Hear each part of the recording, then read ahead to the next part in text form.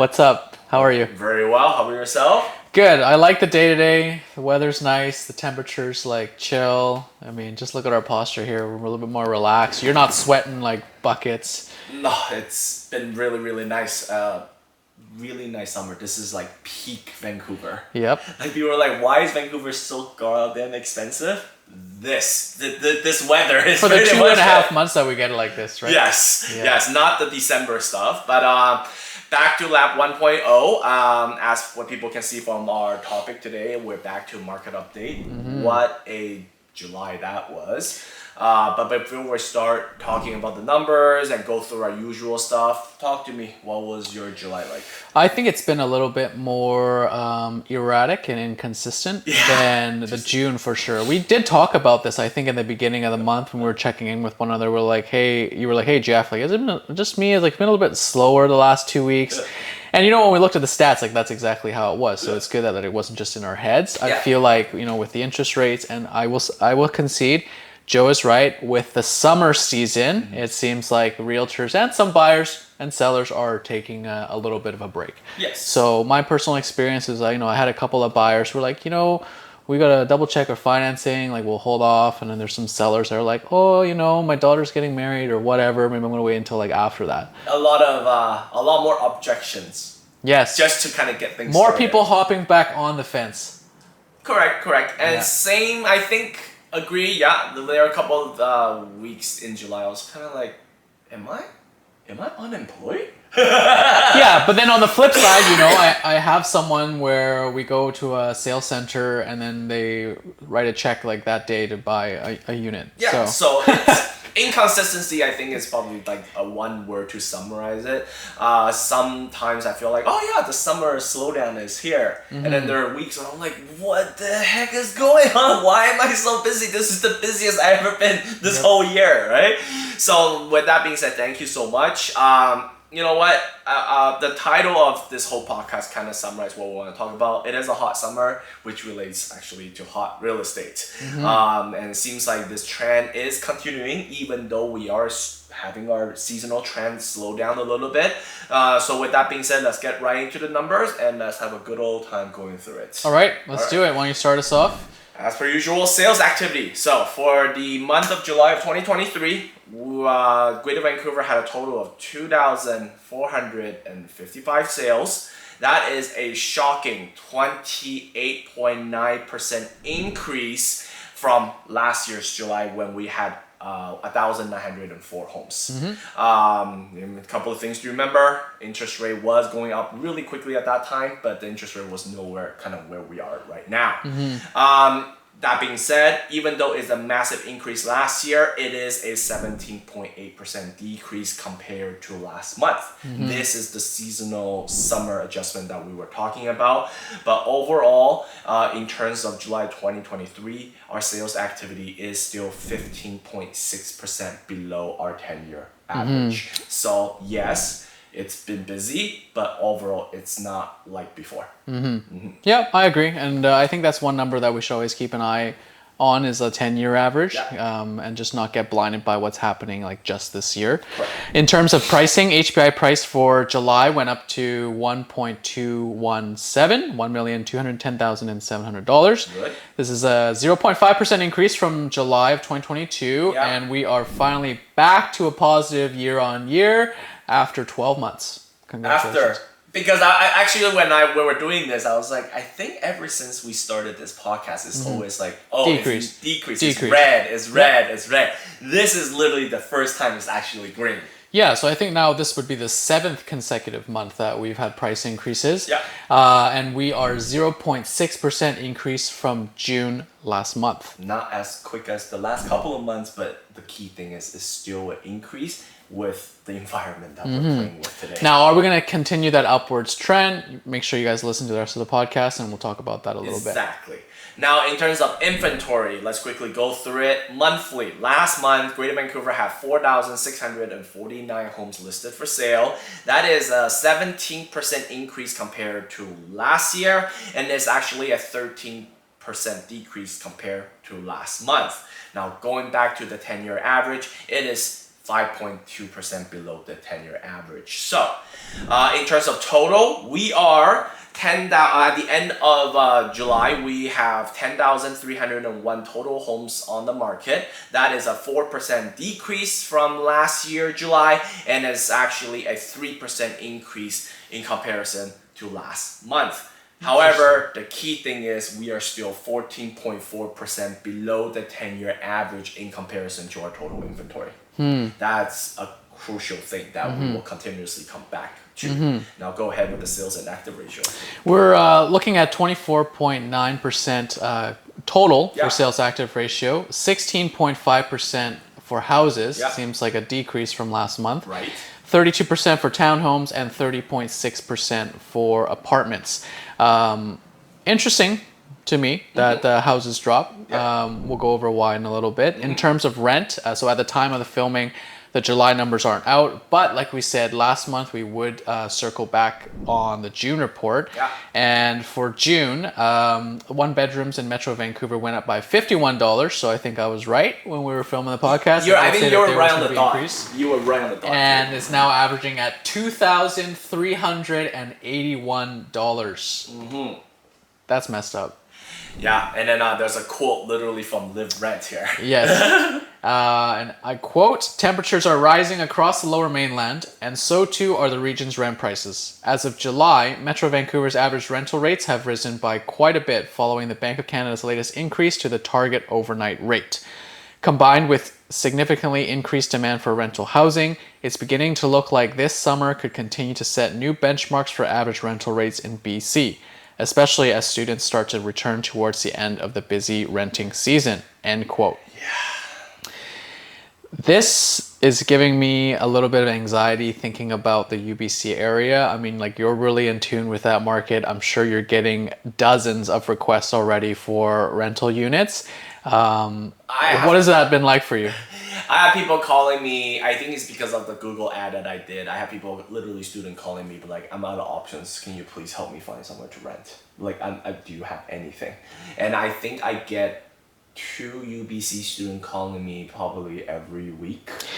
So it sounds like it's maybe a good investment to buy one of those leasehold detaches and just make as many bedrooms out of there as possible and like turn it into a little frat house. I don't want to rat anyone out, but I can let you know that there's definitely some holes there. It's definitely ongoing already. It's already ongoing. That's definitely ongoing. Another piece of information here that I want to share is that, you know, both furnished and non-furnished units in Vancouver and Richmond had a gain in pricing. Yes. So I think that's significant. You and I were talking about it before, because you want to share? Of course. So one of the things that I was really looking at is especially furnished, that triggered me quite a bit in regards to why are only these two areas increasing. And I think that probably has to go in line with what Live Rent said, is because students are starting to return towards the end of the busy summer season.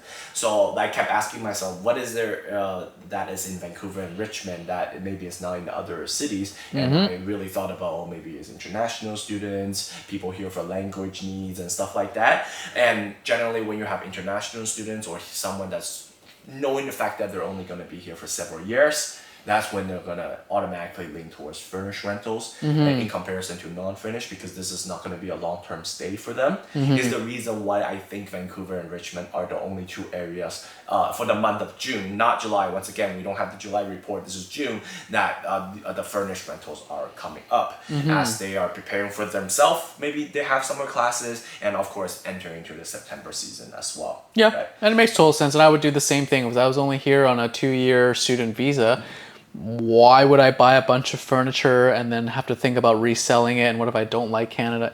It just simplifies everything. That's right. That's right. So that's what I think it is. But with that being said, I think this is the perfect segue for us just to move into the thoughts about other things as well. Yeah. And then we're going to come back to talk a lot about the rent stuff. So why don't I start off? Yeah, please. With this, you know, we always start off with sharing Andrew Lee's comments. Yeah. And in the report here, he states that, I quote, "While sales remain about 15% below the 10-year average, they are also up about 30% year over year, which is not insignificant. Yeah. Looking under the hood of these figures, it's easy to see why sales are posting such a large year-over-year percentage increase.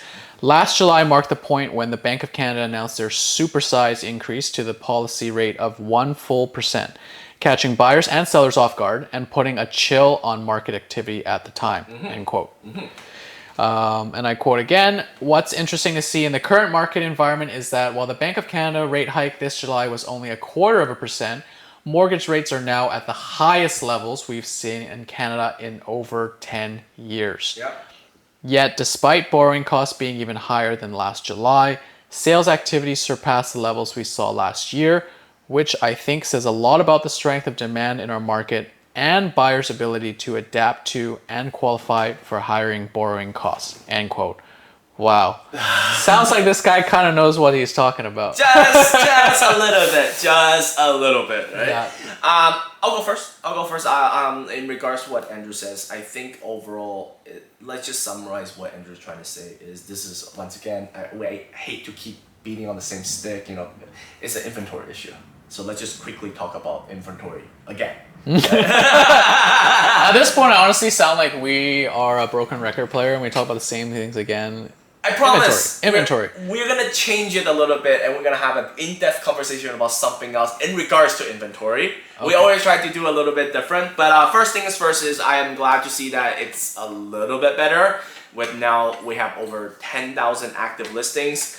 But before we start partying, this is obviously, like I said, a seasonal trend as well. Summertime, generally, our inventory just peaks up a little bit as we enter into the fall months. The key is we are so much lower in comparison to the 10-year average. I forgot the number that I said. It was like, what was it, 14.4% below 10-year average.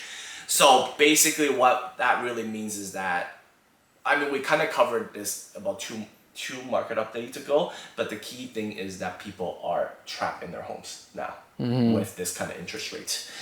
In case you missed it, we'll do a very quick version of it.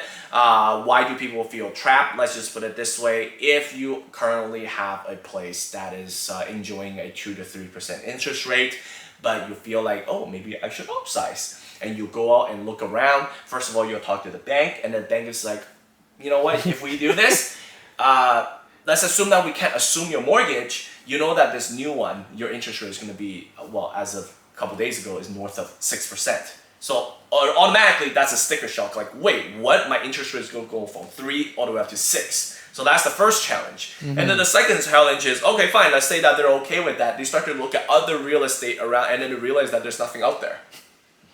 Right? So, it's like twofold. Not only are you going to be paying more for your mortgage, you're also able to borrow less. So when you tag both of those on at the same time, no wonder people feel trapped because there's no solution. That's why we always say this. It's like, okay, I sell and then what? Yeah, that's why a lot of people come to us and they're like, okay, Jeff, I want to sell our house. It's our first response is not, okay, let's do this. Our first response is, okay, let's sit down and talk about this. Like, if you're gonna sell, where are you going? Yeah, I'll give you a real life example. Okay, someone wants to sell their detached house in Marpole, and I gave them an assessment, and it's right now in today's market it's worth like 2.2. Yeah. They said, oh, well, a couple of years ago, or even last year, there was a developer that offered me 2.4 or 2.5 for it, but they told me to hold on to it, and that if they bought it, they would just hold on to it until the market was better and they would build. Yeah.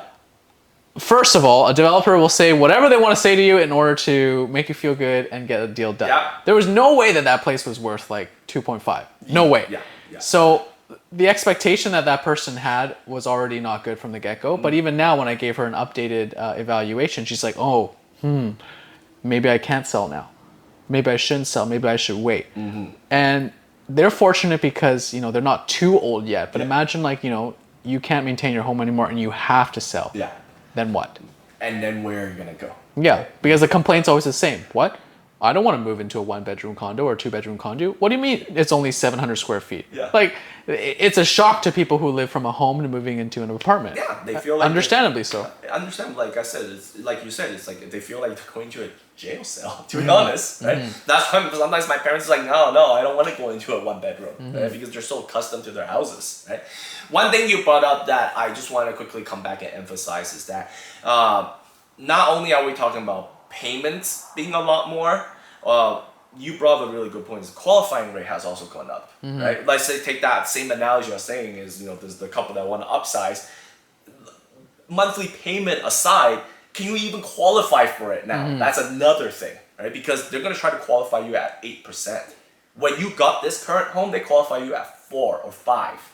So that just completely threw you out of the window. So because of this, that's why because major media are picking this up, that this is what they say is people feel trapped. Like people can't move, right? Like where are you going? Like there's so many obstacles for you to do this now that it just doesn't make any sense. So a lot of people are just like, well, I'll stay put. And what happens when they stay put? They don't list their home. And then now we're at 14.4% below seasonal average. Next thing you know, we're 20% below inventory. I get it. I had another conversation with a friend of mine, like they want to upsize. Yeah. They're in a 2-bedroom in Richmond. They want to buy a house in Langley. Yeah. But they're like, yeah, we can get $850 for a condo, but we can't borrow the rest to buy a detached house. No.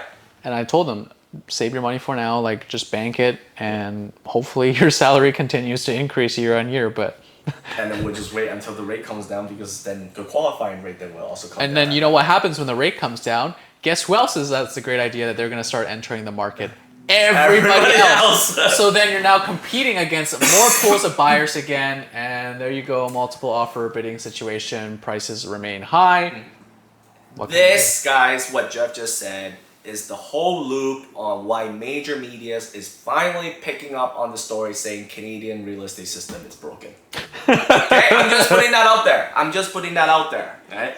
Okay, so another thing is, I do want to say, to be honest, like with all the supercharged immigration program that we're having right now, I'm even actually surprised our inventory ticked up a little bit, right? Because you imagine like you're welcoming, like, I don't know, like the analogy always is like 200 to 400,000 people coming into BC in the last 12 months. All of these people need a place to stay. So they're either going to buy or they're going to rent, right? So now we see that there's a little uptick in terms of inventory. That makes a perfect transition into your favorite topic, which is rent. Yeah. I mean, we're welcoming all these people and we're not building enough homes. That's a fact. It's not just Joe and I talking out of our ass. It's a fact. Yeah. The statistics are there. Now, affordable rental homes especially are in scarcity. Even with BC Housing, whatever they're doing, it's not enough. It wasn't enough even just to take care of the people that were already in Vancouver. Yeah. Now, especially with an influx of immigration, we're fucked. I'm being completely honest. Yeah. And I hear sad stories on the daily, or I see in the news of like tenants. It's a really tough market out there. And you know what? Okay, let's talk about it. Why do we think the rent's going up so hard during the summertime? Well, we touched a little bit about it from the Live Rent article. A lot of students that are coming back from overseas, or even people just going into university, UBC, anything near Langara, SFU, that stuff is like pretty crazy, obviously. Yeah. But then we also talk about the funneling effect over the last couple months. Yeah. People who were looking to buy condos, imagine if your borrowing power shrunk by 40%. An increase of a 1% interest rate, roughly equivalent to losing 10% of your borrowing power. So when we talked about qualifying rate was 4% before, now we're 8%, that's where you get that 40% from. That's insane. That's a lot. Where else would you hear about something like that other than looking at my stock portfolio? Right. And to bring on a personal story, I don't want to get into too much details what I want to do, but I was actually just applying for a mortgage a couple of days ago, actually a couple of weeks ago now, and the number that came back, I was completely shocked. Because I was like, okay, based on this, like I think I'm a little bit more mortgage literate because I'm a realtor, so I was calculating a little bit. And then I talked to my mortgage specialist, and then they came back and then they gave me this number. I just went, wait, what? I can only afford this? Why? And they're like, Joe, like, did you not think about like the fact that qualifying rate has gone up like dramatically since you got your last piece of real estate? That I can't no longer try to qualify you at like 4 or 5%. Like I'm literally trying to qualify you at 8%. Oh, by the way, on top of that, don't forget your investment property, that monthly mortgage payments has gone up 5 times now because it hit the trigger rate 5 times. So you actually have a lot more liability than you think you do. If I'm encountered this situation. I'm pretty sure a lot of people are encountering this situation. You're already setting the stage for the next topic there after, but we'll get to that in a sec. Also, with the immigration, okay, we talk a lot about immigration. Why summertime? Who likes to move in winter? Yeah. Nobody likes to move in the wintertime. You want to move in or move out in the summer/fall time. Yeah. That's why the immigrants are all looking right now. That's right. And the people, why we have an uptake in inventory. Those people that are selling, they're selling because they've seen the upward trend in prices. Yeah. They're happy with where it's going, and they need to make a move. Yeah. Where are those people moving to? It's such a competitive condo market and townhouse market right now. They might not be able to find that perfect property that they're willing to put down a down payment for. Right. So what's going to happen? They enter the rental pool as well. Yes, right. So there is always a balance. Like when you take something from here, you got to give something over to another area. Right. Now, with that being said, Jeff, you're the rental expert here. We don't have the July numbers yet, but let's do what we did last month. What do you think the July number is going to be? Well, let's start with this. You think July's rent is up or down? Up. How much? $40. $40? I think it's actually going to keep around $50. That's what I think. Yeah. We'll just say if it actually goes down, Joe and I will do 10 push-ups on camera. That's right. Each. Next market update. Next market update. Okay, then that moves on to the top, because I know that the last 10 minutes we talked about what a lot of people have heard us talk about, right? I want to move on to this particular topic for this market update because it was actually it's been talked about because now this whole thing is so overblown. Like a lot of people are talking about this, which is Airbnb versus long-term rental. Love Airbnb. Oh, it's such a... Honestly, I'm pretty sure when they created Airbnb, they didn't know that they had no idea. No. So, anyway, so a lot of articles is now saying how Airbnb is literally ruining our rental market. Obviously, this is a very polarizing topic, and obviously tenant has their things and landlord has their things. There is an article. I don't want to get too much into it because I'm pretty sure we'll touch base on news roundup. Maybe that's probably the next podcast. But the article says that 2 in 5 Airbnb listings are not within the City of Vancouver rules. But like I said, we're not going to get into too much of it. But obviously, a lot of people, what they're trying to say is a lot of people are bringing in their home instead of doing long-term rentals for people who actually need it. They rather do it for short-term rentals, trying to maximize as much as the maximum dollars that they can. I guess I'll start by saying that my question for you for today's podcast is, let's assume, because I think Quebec is thinking something like this, if we completely ban Airbnb, how much do you think it will actually help? Not will it help, of course it will, that's too easy, right? How much will it help? Now, before you answer my question, I'll let you know I quickly circled around the Airbnb website. As of today, right now, if I want to rent in September, in downtown Vancouver, there's roughly about 616. West side, that's about 360. East side, that's all about 750. Let's just assume that the whole, just like City of Vancouver, there's about 1,900 Airbnbs that's currently running right now. Now, let's assume that we bring this all back into the market because Airbnb gets banned. Do you think how much is this going to help? No, it's not enough. I don't think it's even going to make like a 1% impact. Adding 1,900 more units into the rental market when we're having 400,000 immigrants, plus everyone who can qualify for a mortgage anywhere, it's just like a drop in the lake. Yeah. I don't think it's going to help. And with this inventory, it's also not going to turn a 1-bedroom condo from $2,400 a month into $1,900 a month. And I think that is what the articles that a lot of people are talking about, a lot of tenants, they think that if Airbnb just goes away, like I feel like the argument is talking about this. Now, is it really tenants saying that, or is it the media trying to find a scapegoat and pushing people's opinions into that direction so that they can blame Airbnb, something that they have no control over, instead of taking a look at what we can do, and that's what the government is doing to build more homes. So you're thinking it's more in lines with all the other, I'm quoting, air quoting, if you're listening on the podcast, excuses. It's just a distraction to me. Because come on, man, this isn't America. Like Airbnb in Canada is like not, like in Vancouver is not as crazy as what it is down there. It's true. It's true, right? I agree with you. I feel like this is just to catch attention, catch eyeballs, find an excuse, kind of like, oh, foreigners are, ruining our... Yeah, it's to give them a different topic to talk about briefly. Yes. And not really zeroing in on the major issue. Yeah. Is that construction costs are high. We're not building enough homes. We're not giving developers enough incentive to build affordable homes. That's right. That's right.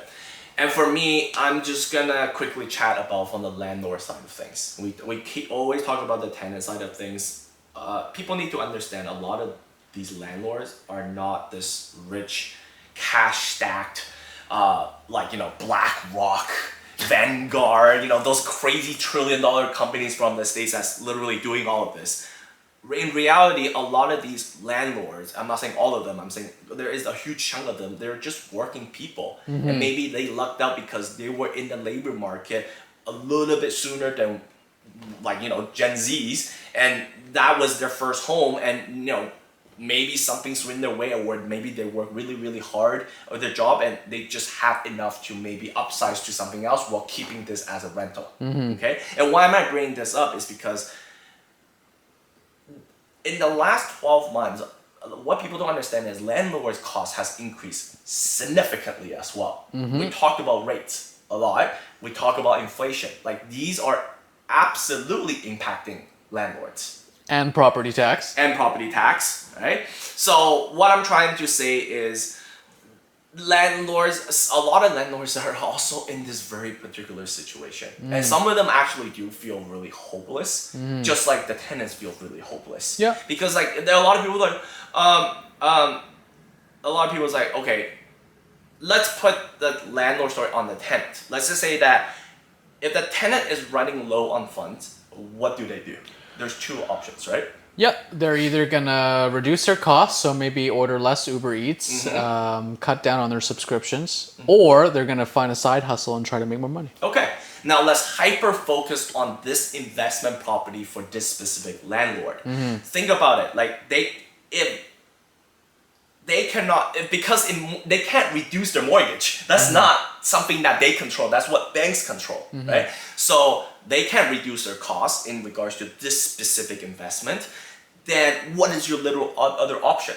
Your little other option is you try to increase the income of this particular real estate that you're trying to do to get you out of this hole, right? And the only way to increase income for more rent in terms of real estate, because income in real estate is rent, is what? How do you get more rent? You do short term. You clean, you hire cleaners. That's the only way. You can't just, hey, I want to raise your rent. You can't just do that. We don't even have the ability to do that anymore, right? So what I'm saying is, are the landlords to be blamed? They're desperate for money too, a lot of them. Right? And a lot of tenants or a lot of people in articles say, oh, landlords, then why don't we just sell it? Well, some of them actually can't sell it because they're actually, if they sell it, there's fees, there's taxes and stuff like that. They might actually be in the red. They're already struggling with what they can do, right? So that's what I'm trying to say.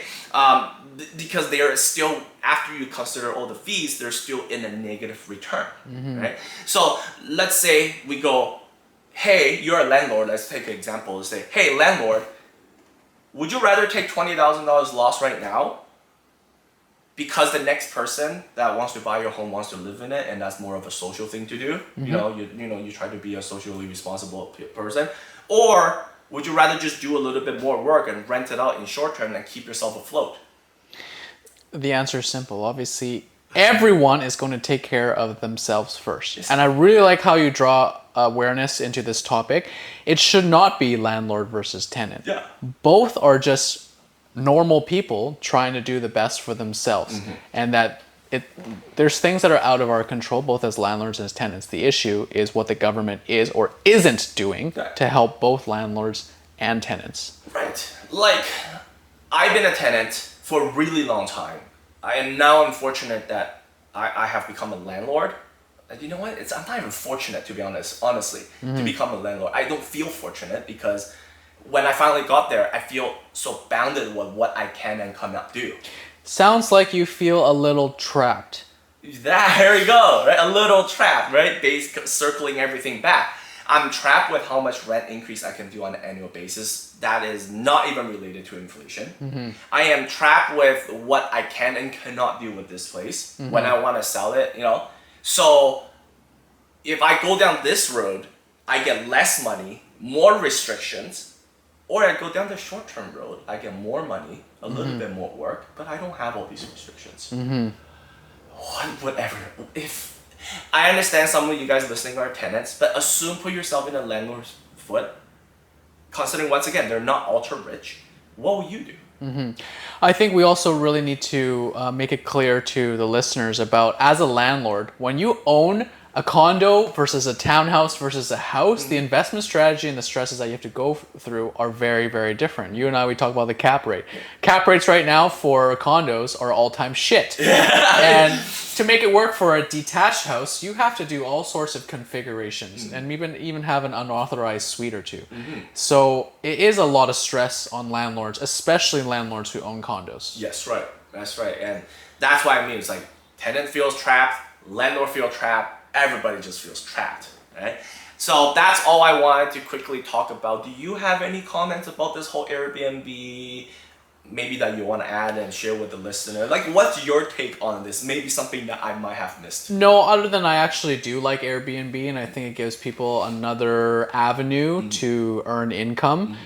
And another option for people when they're traveling, because sometimes people don't like to stay at a hotel. So I have nothing against Airbnb. I think Airbnb is not the issue. Yeah. The issue is how much it costs to build. There we go. Thank you so much for that. Now we can happily move away from this. Yeah, why don't we talk, a little bit about the sales to active ratio? It seems like, the houses were a little bit weaker, and let's talk about why. Yeah. It's mostly driven by high interest rates and prices. Yeah. Most buyers right now, they are taking a pause before just throwing down a bunch of cash, because they have to think long term. Well, if the interest rates do keep going up, what's going to happen? Can I support this mortgage? Right. Another thing is, well, the global financial crisis is, where is that going? Yeah. How safe is my job? Am I working in the tech industry where they're doing massive layoffs and there's a hiring freeze? I think no longer are people just like making it rain like they used to. But with that being said, what was the highest number of offers that we saw? Come on, we were working on this deal together. It wasn't a condo. It wasn't a townhouse. So a detached lot in East Vancouver, relatively spacious. They had 62 showings over one weekend, and I believe it was 20 to 24 offers, something like that. Something like that. So there are still a bunch of people who have the cash ready and are ready to buy. That is why sales activity has still gone up for the month of July. Right. And I'll just add on to what you say is I feel like this trend where detached houses sales and active ratio will be lower, where townhouses and condos will continue to be in this elevated level. I feel like if our interest rate is to remain at this higher level, this trend is just going to continue. Because I think you brought up a really good point.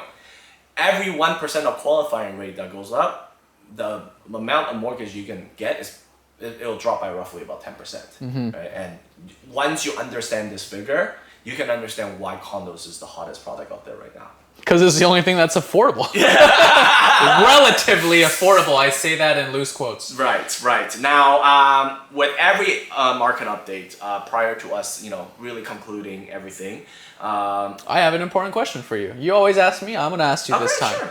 Sure. As a buyer, what would you advise? I would say right now, even though it's so beautiful outside, you might want to be like, I don't want to do this anymore. I would say don't give up, please. There is definitely hope. Don't forget, if you're having this same feeling, other people is also having this feeling as well. So if you do find that perfect home, when it does come out, and in this low inventory, it doesn't come out often, you can feel comfortable that you might have a little bit less of a competition, right? I'm not saying that you're not gonna get into a multiple offer situation in the month of August, totally not. That's not what I'm saying. Is maybe, like I said last month, maybe instead of 5 offers, maybe it's down to 2. It gives you that better opportunity for you to potentially maybe able to sell it. Right?